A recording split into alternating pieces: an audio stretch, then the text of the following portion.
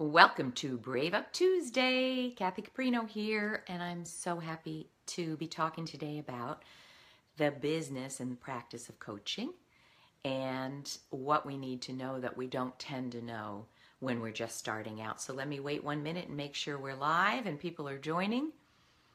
I'm not seeing that, which concerns me. There we go. Awesome. Thank you for being here. So let me jump in here. Why am I talking about this? So I've been coaching for 11 years, and briefly, if you don't know this story, I had an 18-year corporate career in marketing and publishing and membership services, left that abruptly after 9/11, became a therapist, got a master's in therapy, launched a therapy practice, and I learned about coaching and got trained in coaching. So back then, things were incredibly different about how to run a business, how to make it work, how to be successful, what's required. But I will tell you this, I knew none of it. But I had this assumption that because I was a marketing VP and had worked on, $30 million budgets, it'll all be fine. Well, I learned a lot and made a ton of very, very costly mistakes. So that's why I teach this and why I'm passionate about this. So, what were we saying? So when I started out, I did do a few things right, and I was on the board of the ICF in Connecticut, the International Coach Federation. And through that, I saw a lot of new coaches, and we did a lot of research about what new coaches needed. And what I saw then was that very few were making a good living, very few. That was... Thank you. Anyone who's here, please, anything I say that resonates or you have an issue about or a question, do give me a thumbs up. It helps me know I'm speaking to real people.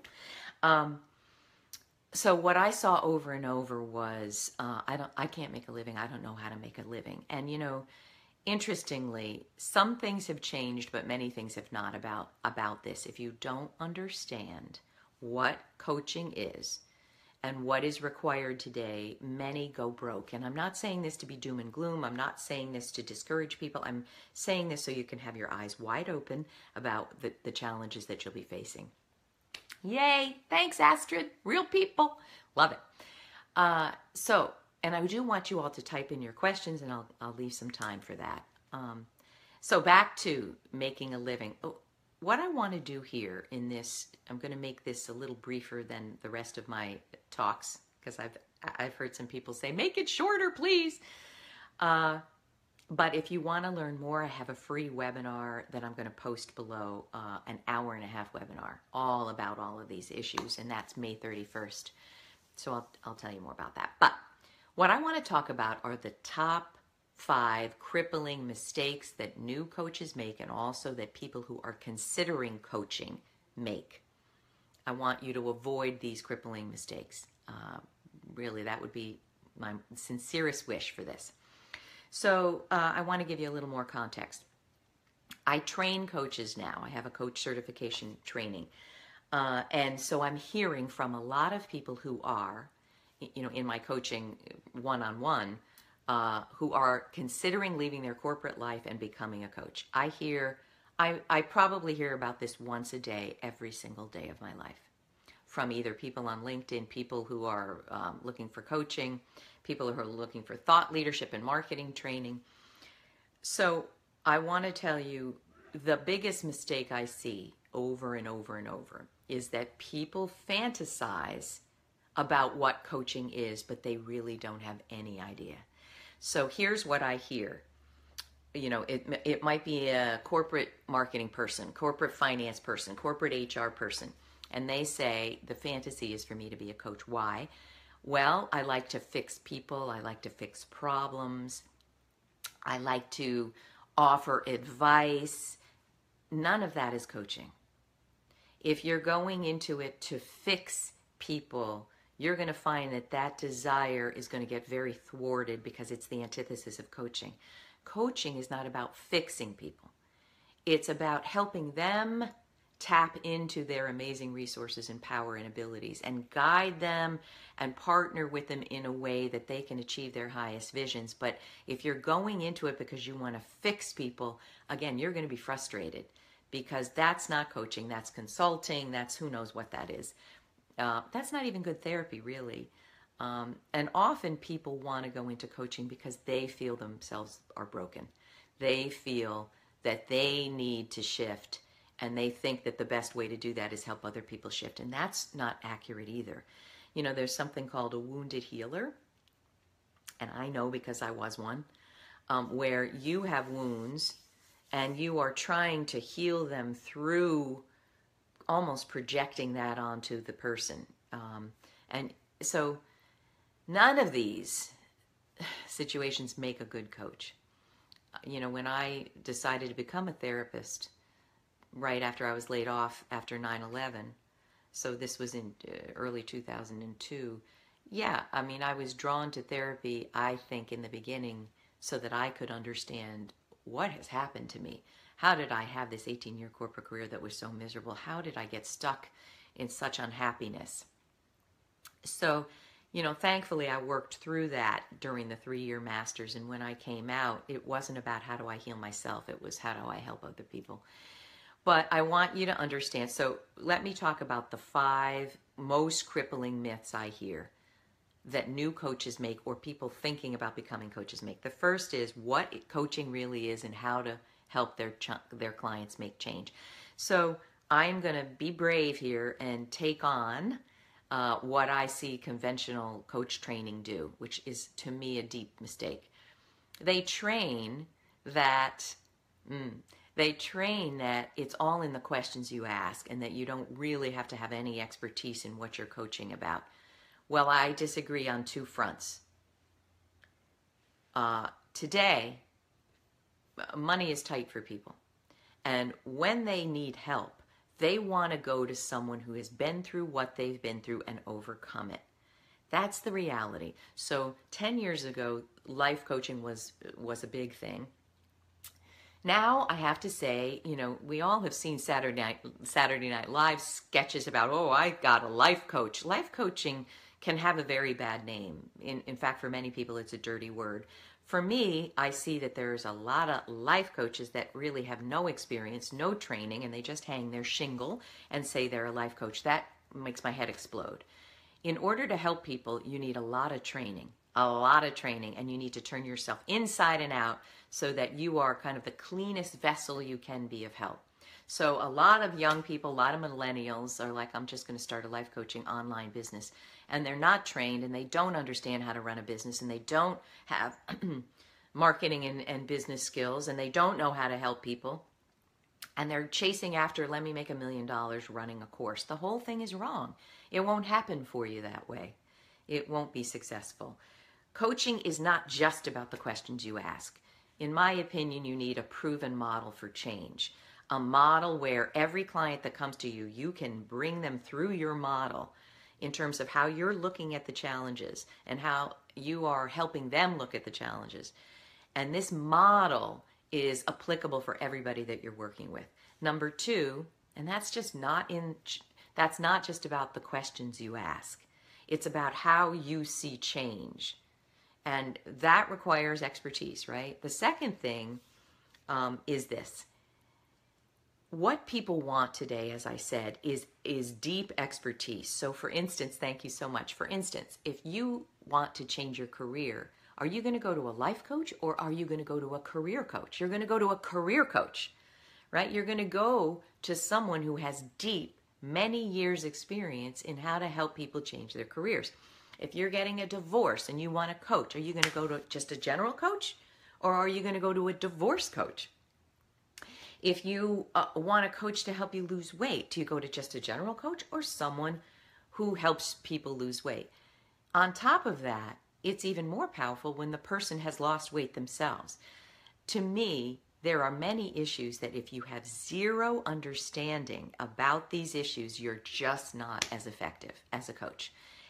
This is the reality, but coach training doesn't want to tell you that.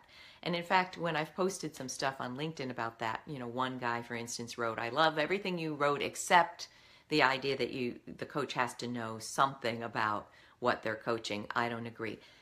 You know, feel free not to agree, but having worked with so many people, 11,000 people in 11 years, and in training coaches, if you have zero idea of the challenges, personal experience with the challenges that people are coming to you with, you're not as effective.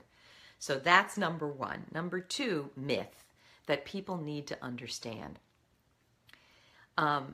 Coaching, a lot of people fantasize that coaching is sitting at your desk on the phone helping people.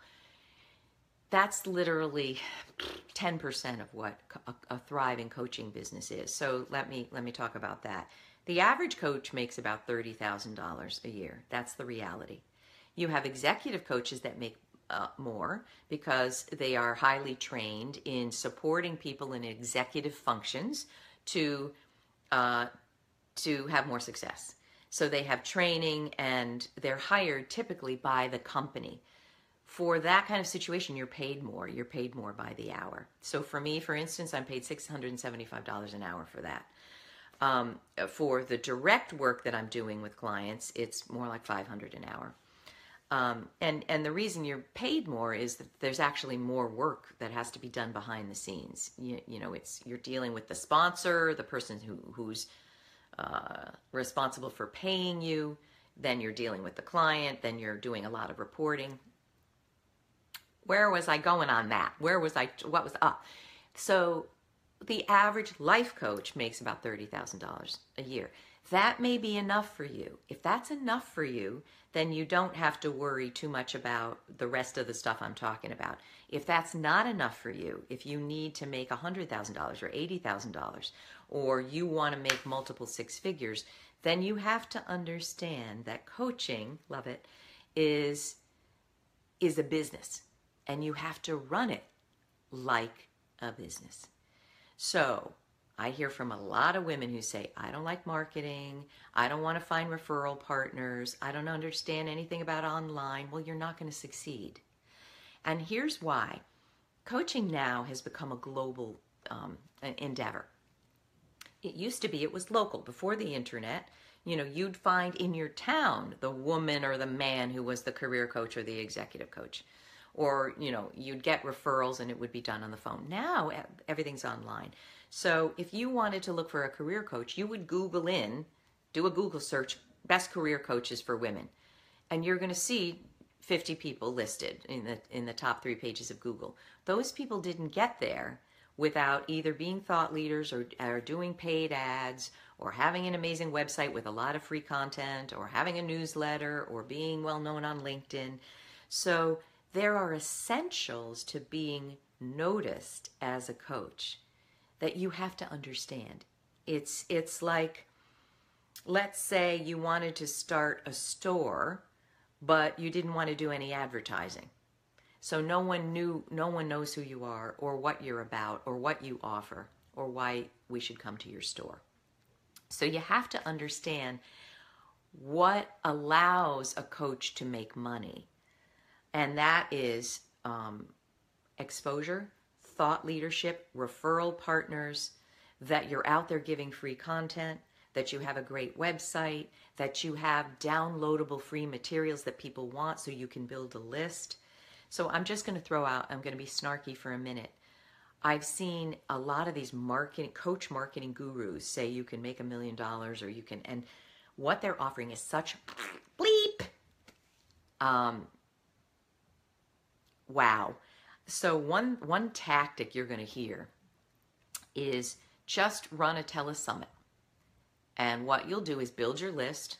So what that means is, let's say you're in wellness, you're a wellness coach and you're not known at all. Well, just find 10 women or men who are wellness coaches or known in that field to do your telesummit. And then you will be promoted to these people's lists, and woohoo, overnight you'll have 50,000 people on your list. It doesn't work that way. And even if it did, once you have 50,000 people on your list, what are you going to offer them? You can't shortcut success like this, right? Secondly, the people who are well known in the field aren't going to do your telesummit because they already have 100,000 people on their list. So they're not going to participate in that if they've got the clout that these marketing gurus are talking about. So these quick fixes are not going to get you what you want. So all of this marketing training that's about quick fix and you can make $1 million tomorrow and you can build your list to 100,000, it's nonsense. And you're paying money for this nonsense.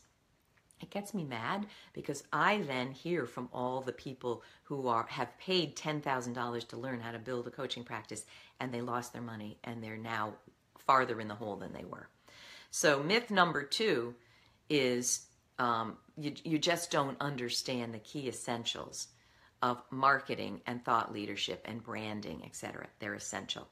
Another thing I want to talk about in relation to that is there are key essentials that are required in your behavior to be a successful coach. You've got to be incredibly well boundaried. So for instance, if you have no strong boundaries, if everybody gets under your skin, if you get walked over all the time and people take advantage of you, you can't be a good coach because you're going to be taken advantage of right and left. So to be a good coach, thank you everyone, you've got to have strong boundaries. You've got to have great time management. A lot of new coaches, and I did this too, let's say your sessions are an hour. They run over 15 minutes, 20 minutes chronically because they don't feel they offer enough value. All of this is going to impinge on your ability to be successful and make good money as a coach. Your communication has to be strong. People are going to want to take advantage or people are going to mistreat you. You've got to know how to be incredibly strong. A lot of people actually run from their corporate life thinking, I can't deal with any of this. I can't stand how I'm mistreated. Let me know if this resonates. I can't stand my toxic bosses and it's all going to go away when I become a coach. No, it isn't. It's all going to be right there unless you know how to deal with it. So you don't want to run away from your corporate life. You want to empower and strengthen and brave up there so that you can transition to being a coach in a powerful way. Okay. I'm going to talk about, so we've talked about 3 things there. The 4th thing is the financial and business principles needed to sustain a successful business.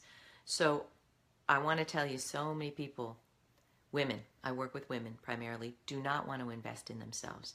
They don't want to invest in their own growth. They don't want to invest in their own training. They don't want to invest in a good website. You need all this because you're competing in a very tough field and you're competing globally. So as I said, if you're a career coach and you want to be found, you've got to understand that you're competing against other people who've been in for 10 years, have beautiful websites, have videos and have podcasts and have great free material. I don't mean this to upset you. I just want you to know that's what you're competing against. So you are going to have to invest in these basic things that are going to put you on the map as a coach. So if you have zero money to do that, you're going to have to think about where am I going to fund the materials and the website and the virtual assistant that I need to help me get off the ground. If I can't fund that now, what am I going to do? Perhaps you stay in your job a little longer. Perhaps, I say always do what you need to stay afloat financially and otherwise, but always plant the seeds for your future self. Maybe it's not time to quit your HR job or your marketing job today. Maybe you wait a year while you're socking away money, while you're doing some coaching on the side so you get a feel for how great you are at this and understand that proven model for change that you need. But you need to understand the financial and business principles involved. I'm going to talk about the 5th crippling mistake that new coaches make. They don't build support. So here's the thing. You cannot do this by yourself. You need other people to be talking about. You need word of mouth. You need referral partners. You need to understand, for instance, when this client actually needs therapy. Thank you so much. I'm watching you guys. I love it. Thank you. There will be many times that what your client needs is not what you offer. They might need therapeutic support. They might need suicide prevention. I've had 2 people in the last month who I've been involved with either as a course trainer or in my group Thriving After Narcissism, my Facebook group, have talked about suicide. You got to know how to handle that. It's not just therapists that handle that. It's coaches. People have said to me, I want to stay out of the realm of therapy. In coaching, I won't have to deal with that darkness. It's not true. People come to coaching with deep emotional issues. And if you're afraid of that or don't have referral partners, like a great therapist, like a great divorce lawyer, like a mediator, like a financial consultant, you're going to think that you can consult and provide information that's out of your wheelhouse. So the reality is you need people. You don't just want to hang a shingle and call yourself a coach without having a support network in place. Now, how am I doing with time? There's 5 other crippling, thank you everyone, 5 other crippling mistakes that new coaches make, and I'm going to talk to you about them in my webinar. Again, I'm going to post that link the minute I stop this video. It's about growing your coaching, and it talks about what you need, the 10 crippling mistakes new coaches make, and how to overcome them and how to plan for them and what you really know to build to build more success. But why don't I do this? Let me take your questions. What are you struggling with? And what's interesting is coaches don't want to admit that they're struggling. So they stay hidden and they stay stuck in their struggles. They want to project that they've got it all together. But when I talk to coaches about their real situation, many of them are not making any money. Many of them don't know how to get clients. Many of them, know that they need some thought leadership, would like to start a blog, but don't know where to begin. They have deep challenges, but they don't want to admit them. Well, I'm asking you to admit them right here. Tell me what you're struggling with. Type it in and let me answer your questions, okay? Don't be shy. I'm going to be looking for them here. What do you got? Donna, Yamiel, Jan, let me know. What are your questions? Please. Let me coach you. Who's got a question? Who's struggling? Who is thinking about coaching and feels like they're ready but still has questions? Maybe about how long it takes, maybe about how do you get known, how do you find followers, how do you fill a client pipeline? What are your questions, folks? Let me answer them. I'm going to wait. All right, I'm going to wait 1 more minute. Don't be shy. You're here because you are thinking about being a coach or you are a coach. Ask for help. What else can I tell you? Let me talk about one other thing. Competitive advantage. Oh, thank goodness there's a question. Yay, because I love it. Oh, fantastic. All right, let me take them as they come. Is it Yamiel? Jamiel? What a beautiful name.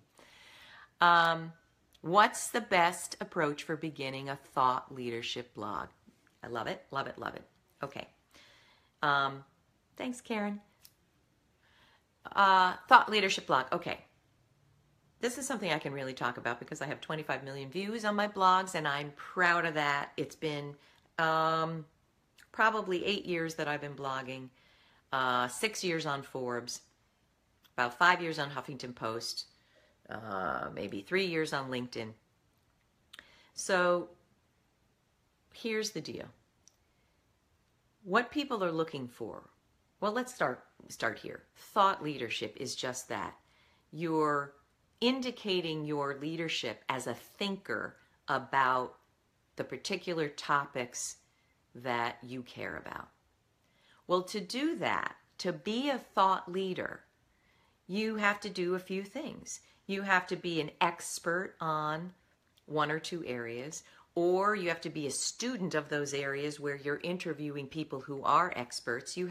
Being a thought leader means you're bringing new ideas, new perspectives, new concepts to the topic at hand for the purpose of leading people to a new revelation, a new realization, a new way of being, a new way of thinking. When you're just beginning, you don't have that. When I was just starting out, so let me give you an example. I got a 3-year master's in marriage and family therapy. One of my keen interests was parenting.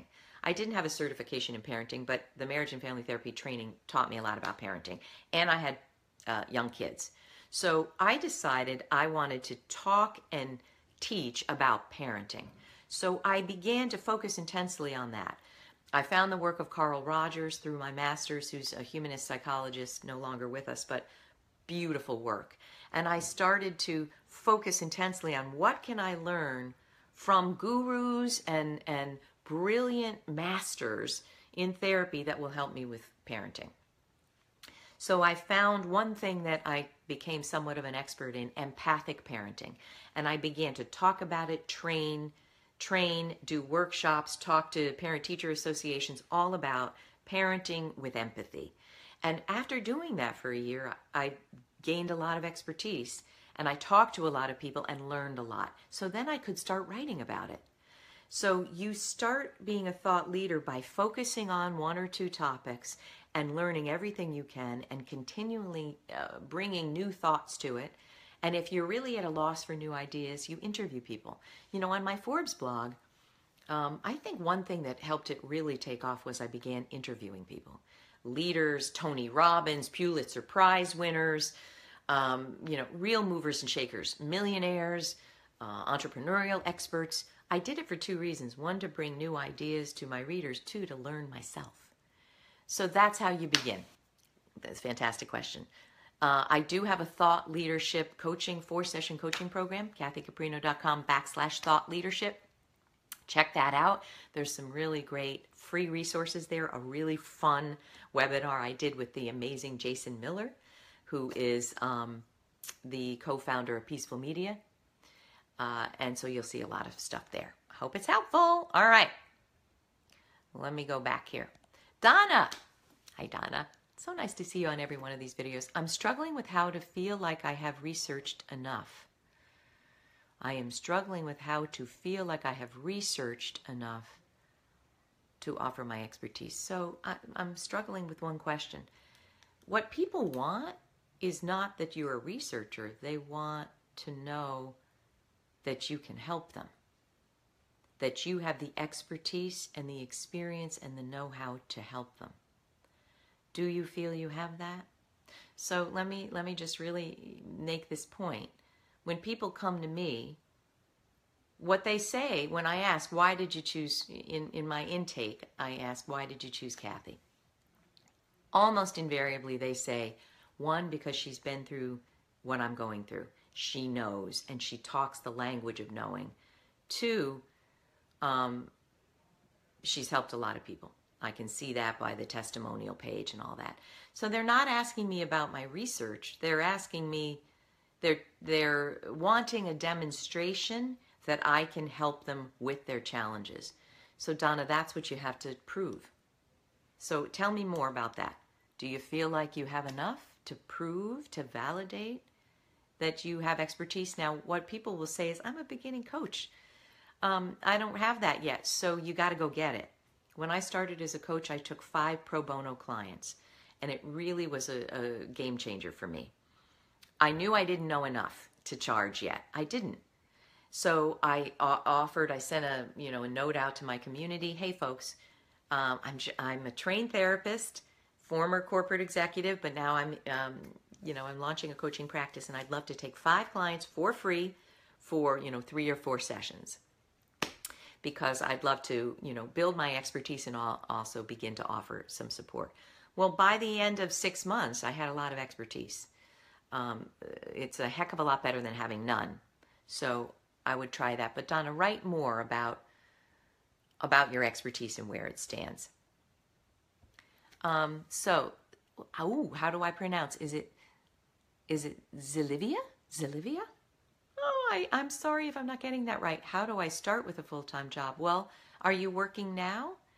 What you need to do is get a job, preferably in the area that you're interested in. Like, I don't know if you're working, but if you're not, and you're just starting out, maybe you get a job in HR. It depends on what you're certified and trained and what your education is. But,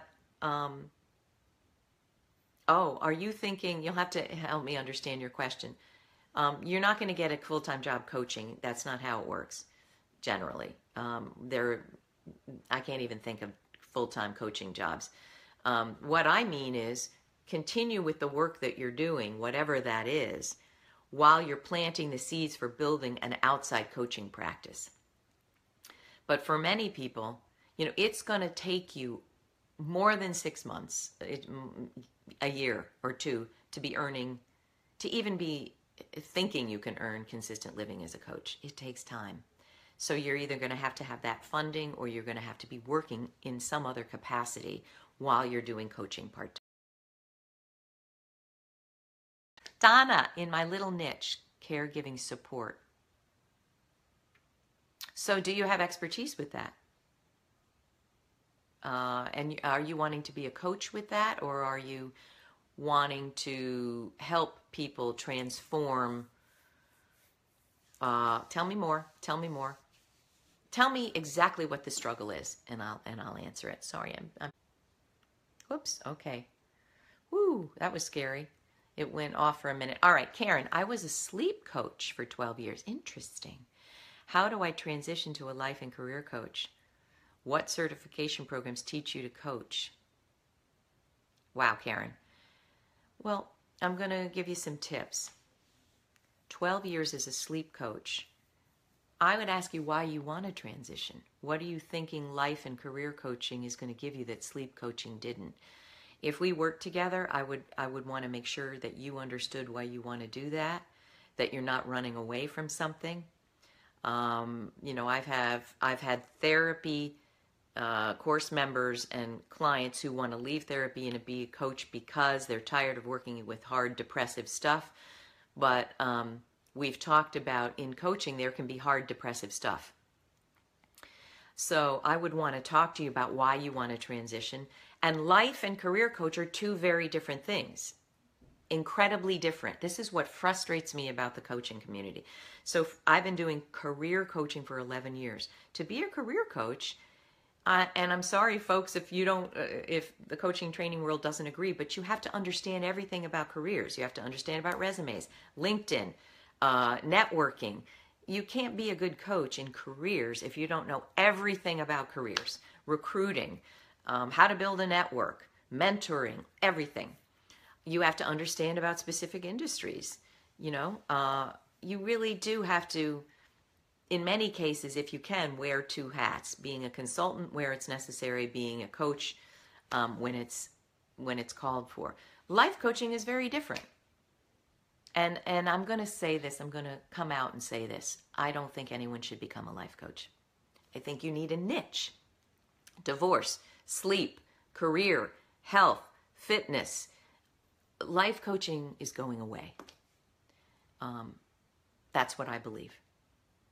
Or calling yourself that is starting to go away. Tony Robbins calls himself a life coach, but he's been around for many years, and he charges $1 million per client, and he's written 10 best-selling books, and he has amazing events. He can call himself whatever he wants. But I do not recommend people becoming life coaches. It's too general, and I don't think it's going to get you where you want to go.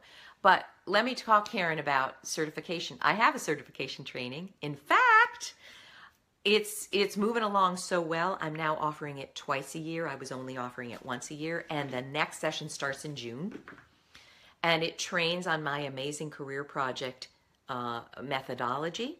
So people taking this training are certified in that methodology, and they're licensed when they pass the certification. They're licensed to use that video series in their practice, which answers a lot of these questions, issues. It gives you a methodology to use. It teaches you an proven model for change. It gives you some branding capability that you didn't have before because you're an amazing career certified coach.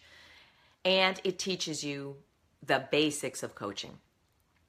I do believe that every coach needs to have, I would say, a year-long training. And the best coach training organization I know of is CTI, Coactive. I'll give you the link to that. I've interviewed the co-founder, Karen Kimsey, House Lover. But my training course is designed exactly for this, for people who want to understand what coaching is at the deepest level, for people who want to be a change agent, and also for people who want to understand the business pieces of coaching. So check it out. I'll put a link to my webinar, my free webinar, and also to the link to my certification. I hope that's helpful. All right, Karen, I want to create a niche market of women in transition. Okay, but I'm going to tell you this. Empty nest, divorce, and career are three radically different things. I'm not a fan of doing that. I'm a fan of choosing one and being an expert in it. Then you will make money easily. Then you will attract people who are the right people. It's too broad. Transition is everybody on the planet. And I can tell you, when someone wants career transition, they're going to go to someone who's done career work. They're not going to go to someone who is saying, every piece of transition I can help you with. That's my belief. That's what I've seen. I hope that's helpful. I'm trying to be helpful here and help you bypass the mistakes I see so many new coaches make. You can't coach about everything. You simply can't. Like a 20-year-old who's never been married and has never gone through divorce is not going to be the one you go to when you're going through a divorce and you're 50. It's just not. All right. Monica, you're awesome for doing this. Oh, I appreciate that. I know I need to go live too, but I'm terrified. What are you terrified about? Let me help you. But I know change is terrifying. You know, this is braving up. This is braving up. Saying, I want to do this. I'm not going to hide my head in the sand. I'm not going to be in denial. I'm going to look at what is required to be a successful entrepreneur, because that's what coaching is. If you think you're going to make 100 grand or 80 grand and you don't understand that's an entrepreneurial venture, you're going to struggle and suffer. Monica, how do you ask people for testimonials if their work with you is confidential? You know what? You'd be shocked. Some people don't want to let on that they're working with you. But even people who are doing some kind of confidential work, if they love you, they'll find a way to say an amazing thing about you, even though and it doesn't let on what they're coming to you about. Kathy's amazing. She helped me with a huge transition in my life, and she's the one. You know, look at my testimonial page about what people can say, and some of them, you know, off the top of your head, you wouldn't think that they would be comfortable doing that. Ask everybody who's loved your work, would they do it? Oh, Monica, Facebook Live. Yeah, it is terrifying. Look at this. The lighting still isn't right. It's crazy. I've been disconnected 52 times. I don't have enough internet, connection. Just do it. The cool thing about Facebook Live is it doesn't have to be all neat and beautiful with intros and outros and music. It's just you sitting in your office. Do it. Just do it. And you know what? Doing Facebook Live to me and for you is one of those things that you think you're going to have a heart attack. And then after you do it, you're like, oh, okay, that wasn't so bad. I did it. Do the thing that you think you cannot do. And then it builds your confidence. All right, I'm going to take one more question. Jan. Hi, Jan. Still trying to coach from within a large organization. How do I help at a team level? Why don't you write me, Jan, and we'll talk about that. Do you mean how do you coach a team? How do you coach a group? Is that what you're talking about? Well, there's all sorts of approaches to coaching a group. And so let's talk about that. You don't mean you want to start a business. You mean you want to coach within your organization. Let's chat about that. All right. Oh, Monica, you're funny. You're awesome too. I hope that's been helpful, everyone. If you have specific questions, type them below and let me see if I can answer them. Some of them I can answer in a sentence. Some you might need some one-on-one work. Again, look for the link to my free webinar about the 5 essential steps to building more success and impact as a coach. I live and breathe this. I see what people are struggling with, and I'm speaking from that. I did a survey. My last survey was 500 people. This survey is 200 people about what they're struggling with. I know what people are struggling with. Let me help you. I do have a coach certification training. It's pretty awesome if I do say so myself. It's everything I wish someone had taught me when I was starting as a coach, and I wouldn't have struggled, and I wouldn't have, gone broke. I'm at multiple 6 figures now. I plan to double that, within 5 years, hopefully a lot sooner. I will make no promises, But I know what it is to go through these challenges and be heartbroken that you're not having this success you want, and then figuring it out. So join me, everyone, and thank you so much. Stay tuned, and I hope to see you next week. Alrighty, bye now.